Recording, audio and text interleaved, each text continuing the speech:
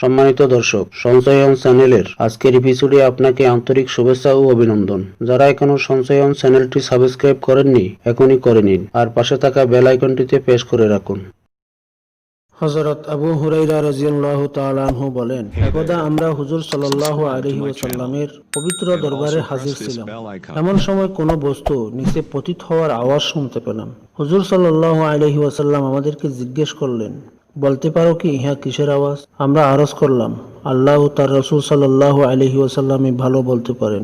হুজুর সাল্লাল্লাহু আলাইহি ওয়াসাল্লাম ইরশাদ করলেন, আজ থেকে 70 বছর পূর্বে আল্লাহ তাআলা জাহান্নামের মুখ থেকে একটি পাথর এর তলদেশে নিক্ষেপ করেছিলেন।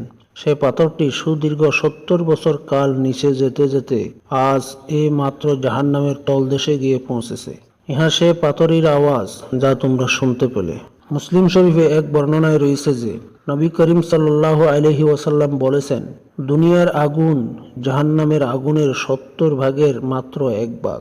সাহাবাগণ আরজ করলেন, পুরার জন্য তো এই আগুনই যথেষ্ট। নবী করিম সাল্লাল্লাহু আলাইহি ওয়াসাল্লাম ফরমান, জাহান্নামের আগুনের তাপ জগতের আগুনের চেয়েও 69 গুণ বেশি। আরেক বর্ণনায় রয়েছে, জাহান্নামীরা দুনিয়ার আগুনে প্রবেশ করলে সেখানে তারা ঘুমিয়ে যাবে।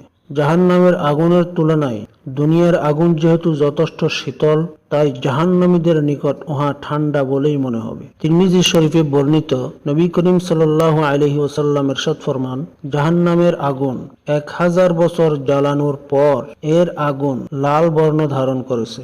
আবার 1000 বছর জ্বালানোর পর সাদা বর্ণ হয়েছে। তারপর 1000 বছর জ্বালানোর পর কালো বর্ণ হয়েছে। তাই জাহান্নামের আগুন কালো অন্ধকার। হযরত আনাস রাদিয়াল্লাহু তাআলা থেকে বর্ণিত, নবী করিম সাল্লাল্লাহু আলাইহি ওয়াসাল্লাম ইরশাদ ফরমান, তোমাদের এই আগুন জাহান্নামের আগুনের 70তম অংশ। এই অগ্নিকে যদি দুবার পানিতে ভিজিয়ে শীতল না করা হতো, তাহলে তোমরা এ থেকে উপকৃত হতে পারতে না।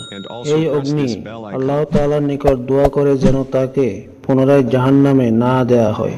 হযরত আবু রাজা বলেন, হযরত ইব্রাহিম আলাইহিসসালামকে যখন আগুনে নিক্ষেপ করা হয়, তখন আল্লাহ তাআলা আগুনের প্রতি এই মর্মে নোটিশ জারি করে দেন যে ইব্রাহিম আলাইহিসসালাম এর যেন কোনো কষ্ট না হয়। যদি তার কোনো কষ্ট হয়, তাহলে তোমাকে বড় আগুনে পুনরায় নিক্ষেপ করা হবে। এই কথা শুনে আগুন 3 দিন পর্যন্ত বেহুশ হয়ে পড়ে থাকে। সে সময় মানুষ উক্ত 3 দিন আগুন দ্বারা কোনো উপকৃত হতে পারেননি।